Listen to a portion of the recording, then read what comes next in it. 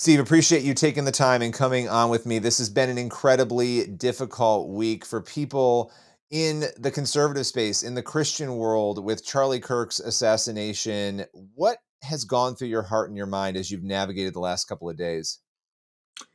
Billy, I have, I mean, I didn't sob this much when, uh, you know, I was in a hospital potentially dying with a MRSA infection. I didn't sob like this. I've sobbed more this week probably than I have the night of my conversion, but those were different kinds of tears. I think I'm out of tears, and then I think about those two little kids, particularly his son, who's going to have no memories at all that he'll be able to recall his entire life of his interactions with his dad. And I just get this like almost dry heave, like I'm out of tears, but the motions of it are still there. Um, it is it's still surreal to me, man. I was telling you before we started, I go lift every other day. I was there on Wednesday morning waiting for a text back from Charlie. As I was lifting, we were discussing some things to potentially have debates over at America Fest in December. I'm in there this morning, and the lower Chiron on the one of the screens there at the gym, as they've caught the man that they think has murdered him. And it still hasn't hit home yet, despite all the emotion that so many of us have expended, despite how devastating and all it is. I mean, Charlie was just such a towering figure. Literally, he was like 6'5". And but in terms of the amount of light that he shined, you just expect him to call you. You just expect him to show up. And I mean, the last text I got from him was on Tuesday, and he told me, "You are a good and dear friend." And I would imagine there are literally hundreds of people in our business and movement that have received those kinds of texts from him. And I mean, this is an incalculable void. The enemy knew right where to hit us. That what you just said there at the end, I think, is the key because, and you know this, you and I have talked about this so many times offline and in interviews, the fact that we live in an Ephesians 6 world, right? We have a battle between good and evil that is raging, and this event is so evil, and it's so personal, and it's so close to so many people like yourself and so many others that it's hard to process it, right? And where do you go from here? And there's so many questions, right? And these are the questions that come up every time there's an event, every time there's a shooting, every time something horrible happens. It's the same question, the why. Why did this happen? And what led? And we don't, we could talk about this anecdotally, this alleged shooter here that has been arrested. Why did he do it? Why did he go after Charlie?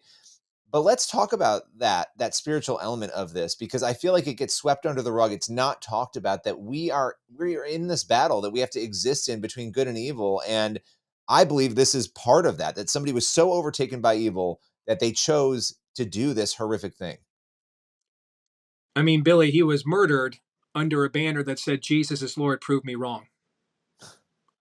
And one of the tragic ironies of this is there are quite a few ministry figures in churches in America who thought they were too good for Charlie, who thought they were too pious for TPUSA, didn't want to get their hands dirty, and frankly think people like me or people like Charlie are actually at fault, that we're making it worse, that are wanting to stand up to the spirit of the age and stand in the gap. Like the slaves in Egypt who said to Pharaoh, we were at least, having meat to eat here. Now we have to make hay, find the hay to make our own, for straw for our own bricks. You've made it worse. You're not helping us. You've made it worse. And they claim to be seeker sensitive, which is why they don't want to get involved in these existential fights. It's funny how those seekers always end up like in these really posh, wealthy, like half dozen suburbs in every state in America. Weird. That's always, have you noticed that, Billy? Have you noticed that's always where the seekers seem to be? The people that can stroke you 5-figure, 6-figure checks for tithing always seem to be the place where the seekers are at. Weird. Well, you know what? Charlie died and gave his life actually going where the real seekers were. And no one made themselves more accessible than him, despite all the security. No one made themselves more available to everyday people and the lost. Another great irony here, there aren't too many people on our side left who think that the people Charlie was trying to reach are still reachable. There aren't too many of us left. And frankly, until I got closer to Charlie and saw what he was doing, I wasn't one of them, Billy. Yeah. And then I just agreed to join that tour later in the tour. Prove me wrong, Jesus is Lord. I just agreed to do it. Maybe I thought, you know what? Maybe I'm premature on hitting the eject. Maybe there's more hope in these spaces than I thought. Wow. What shifted you on that? Because you know as well as I do that we've also been watching over the past year, and it was shocking to me, college students flocking to get Yeah, baptized. I mean, that was something 3 years ago I would not have predicted, and you wouldn't have agreed. either. You wouldn't have either, right? No. I mean, I just saw, one plants, another waters. God gives the increase. I saw the seeds planted by people like Charlie. I'm listening to Theo Vaughn podcast. I didn't know who he was until Trump went on the podcast last year. Never heard his name in my life. And now he's doing like existential conversations with Mike Rowe about the future of young men. I'm watching Wesley Huff show up and do a 3-hour Josh McDowell-like defense of the integrity and of the canon and the historicity of Christianity on Joe Rogan, who's the most watched, listened to show in our hemisphere since Oprah went off the air. And Charlie has a lot to do with that. A lot to do with that. And he actually went to the places where the seekers were. And that's why the spirit of the age targeted him. He was reaching the kinds of new people that were generational, men that were maybe just new husbands and fathers or not yet that. And that's the cornerstone, that's headship. And that resets the board of generations in a family line. And I mean, it's still stunning, man. It's just, I'm still at a loss. You know, we've gone through now. We had. You know what? Let me finish one Go thing, ahead. Billy. Finish. Go. Sorry. Please. The great irony I was about to say until I lost my train of thought was Charlie was one of the few left. And he won the argument. He convinced people like me, we can still reach this generation. He was one of the few that still believe that. And they killed him for it. And I worry about what comes next. Yeah. Because the radicalization is not going to work now just one way, nor should it, frankly. Our side needs to be way more radicalized. Now, we have an ethical standard higher than theirs. We're not, use our anger constructively. In our anger, though, do not sin. But as I like to tell my audience, do everything it takes to win except that which God explicitly forbids. Everything else, do that. And I promise you, those aren't the rules of any church growth consultants or any other sisters of perpetually furrowed brows. Okay, those aren't the rules. But anything short of what God says that we can't do everything else it takes to win. Where do we go from here? Because what's happening right now is you have a situation. There are people watching this or listening to this who are seeing their Facebook feeds. They're watching people, either some people rejoice or diminish, or they're adding a but. It's really horrible he was killed, but I've seen some messages that were flat out horrific from people that I used to go to college with, or I was around at some point. Real people saying horrific things. Where do you go from there? How can people handle that, grapple with that? I know I'm asking this as it's very raw for you, but this is a real issue that people are confronting now, the secondary anger that is sparked by that kind of behavior that people are seeing. And Billy, a lot of our people, well, first of all, let me say this to be fair to our people. No generation is ready for this. No generation is. One of many provocative things Jesus said, do not think I came to bring peace, but a sword. And he said, listen, members of a household, members of a family will be pitted against one another. When the church is launched, it is largely an internecine argument of Jews. Is Yeshua of Nazareth, is he Messiah or not? It is Jews arguing with Jews. And Jews who go to follow the Messiah, they're losing their birthright. They lose their families, they lose their legacies, right? But this generation of the church is uniquely unprepared for it. We have done an entire generation of comfort. Pastors in Hawaiian shirts, even in January. Pastors in sweater vests, even in July. pleated khakis abound. All right. And we have convinced ourselves we're not Pharisees because our approach is modernist and our praise team is slamming. But anytime you fail to see the signs of the times, you take the scriptures down to their context, you decide you get to, or out of context, you decide that you determine what people get to know. There's nothing good that comes from Nazareth. Well, you don't really need to know all that kind of insider stuff. We major in the minors, or we don't major in the minors here. Well, who determines what's a major and what's a minor? Who determines that? And anytime we do that, we're Pharisaical. And the thing to remember about the Pharisees and their heritage, they trace their heritage back to Ezra and some of their traditions. They were the good guys. I know we depict them as bad guys in our current understanding, but in the first century world, they were the keepers of the flame. There's a reason why they argue with Christ more than the Sadducees do. The Sadducees had given up. The Sadducees no longer believed in a resurrection. Therefore, they no longer believed in a judgment. They were kind of the first century version of social justice warriors. That's why the head of the Pharisees or the Sadducees, Caiaphas, says, well, better for one man to die than for our entire way of life here to perish. That they were already embroiled in utilitarianism. The Pharisees, they kept the faith alive during diasporas. They kept the faith alive during Roman conquest. They were the good guys. And yet, which is why some of them joined Jesus, we know. But yet, in the end, most of them fell back on their own understanding. Well, nothing good could come from Nazareth. And much of the evangelical church has done this today.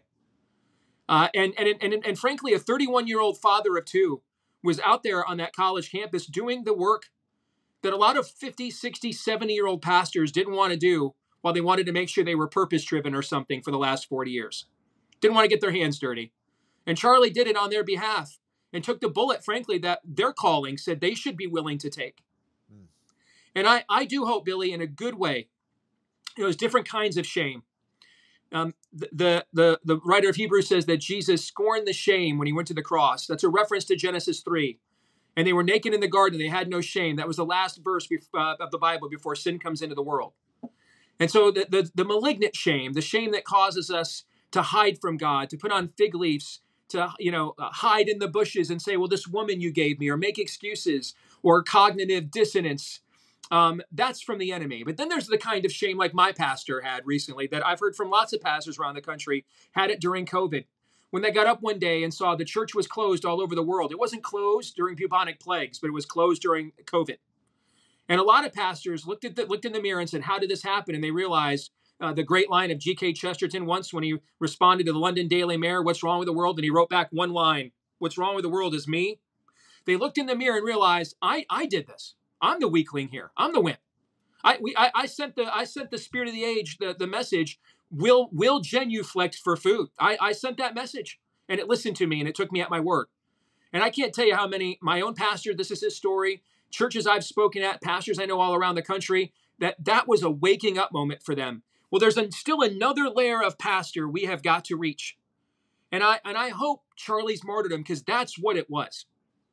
I hope Charlie's martyrdom shames them in a good way. And that they realize, you know what? That was supposed to be me. That was supposed to, I'm not just supposed to be doing 22-minute mixed sermons every Sunday because we've got another herd of tithing units to shovel in here. That there's more going on here. All right. And I need to be paying attention and be more engaged. And if that's you, we welcome you. We need you. We will forgive, just as the Lord forgave me decades of sin before he saved me. We'll forgive decades of complacency. The battle's too important. The souls are too important. We need you right now. But first, though, you have to be that guy that looks in the mirror and realize, I aided and abetted this in some way. I outsourced my job so somebody like a political organization at TPUSA had to go and do it and encourage me to do my job in the first place. And that's on me. And you're right, it is.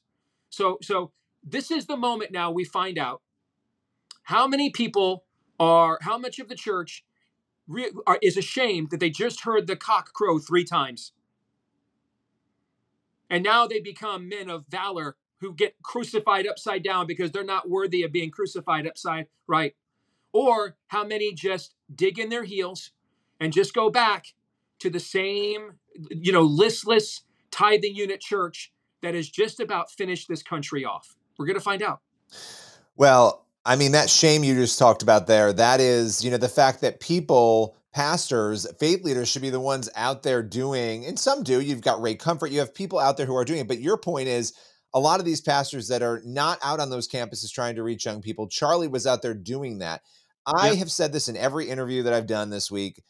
I made the mistake of assuming that Charlie was politics first, and that's all that mattered. This is a few years ago. If I go back a few years, and there's nothing wrong. Look, if you want to be politics first, I think from a Christian perspective, that would be wrong. But I was wrong about that. He was not, a politics first person. He was a gospel first person. In the last year and a half, watching him talk about faith, it became very evident what mattered to him and why he was doing what it was that he was doing.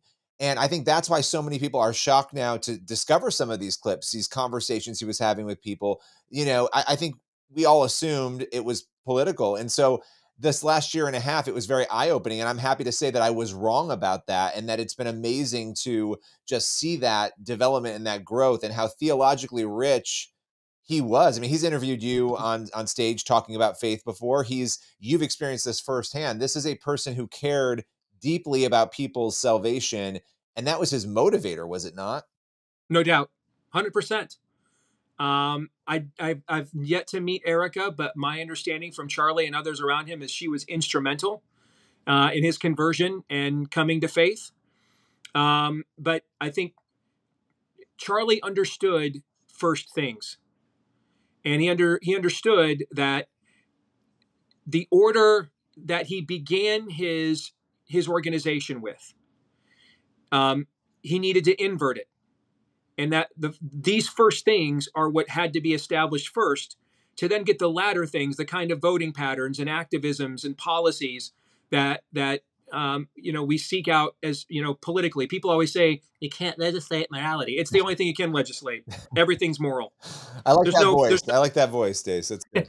there's no amoral piece of legislation.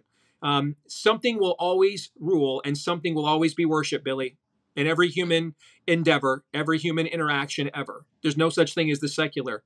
And I think the last few years, as he grew in his faith, he began to understand that and prioritize this all the more.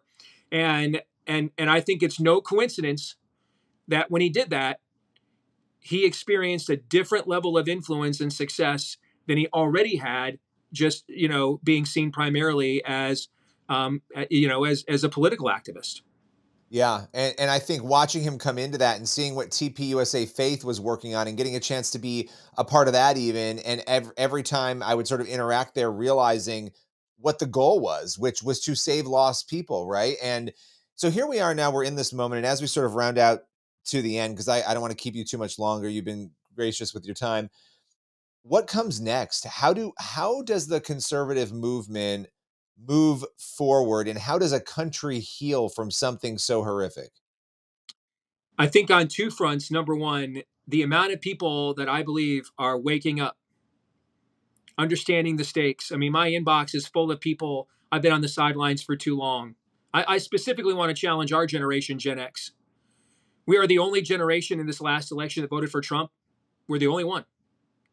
Our kids are either grown or leaving the house. We have the discretionary income.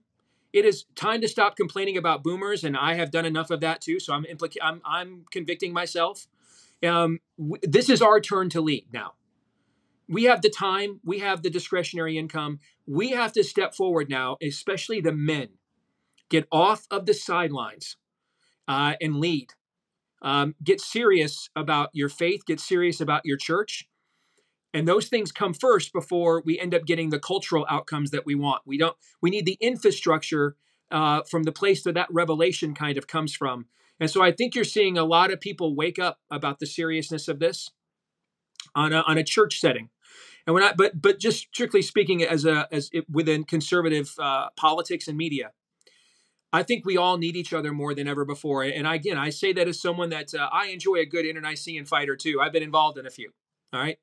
But we need each other more than ever before, and I think we've got to take what I'm calling political sadism, and maybe others can come up with a better name for it. But you addressed it here at the beginning. This sort of sadistic pleasure. Listen, I take great pleasure in defeating the ideologies I don't agree with at the ballot box, and I would expect they do the same to me. But taking sadistic pleasure in the cold-blooded murder of somebody, like selling T-shirts, debate this with Charlie bleeding out of his neck. That stuff's just right out of the bowels of hell. And that level of sadism, you know, if someone went online and said, hey, I work for so-and-so, and here's the cross I burned in the black neighbor's yard last night with my white sheet, what do you think? No one would bat an eyelash if they instantly got fired from their job. We'd all agree there's no place for that in polite society. It's got to go. If someone said, hey, here are the kids I molested last night, what do you think? No one would bite an eyelash if that person was like, hey, I don't want that associated with my company. They don't work here. We're not into that. There are stigmas. There are things so poisonous that they must be stigmatized. And this political sadism, I mean, this shooter, from what they're telling us, literally had talking points from left-wing cable news written on the shells and the bullets. This political sadism has just got to be banished from polite society. We're going to have to shame it out of existence. And I think people are learning how shocked they are, how many of this is coming from people in education roles at universities and in public schools around the country. This has got to go. Billy, this will finish us off as a people more than anything else, because it'll cause that. This is the stuff that causes the next Antietam. Because what happens between where we are right now and Antietam? John Brown. John Brown happens when he realizes, you know what? No one's going to stop this slavery thing. No one's going to do anything about it. So you know what? I guess by any means necessary, we are so close to that.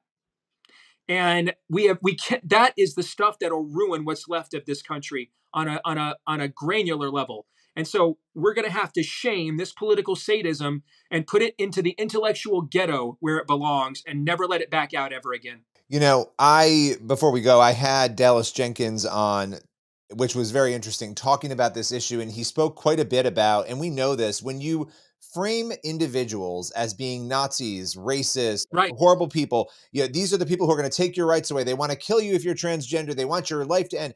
When you fill people with that to such a point where it is being triangulated from the media, from Hollywood, people become actually fearful. They really believe these things about people like Charlie Kirk or Donald Trump, go down the line.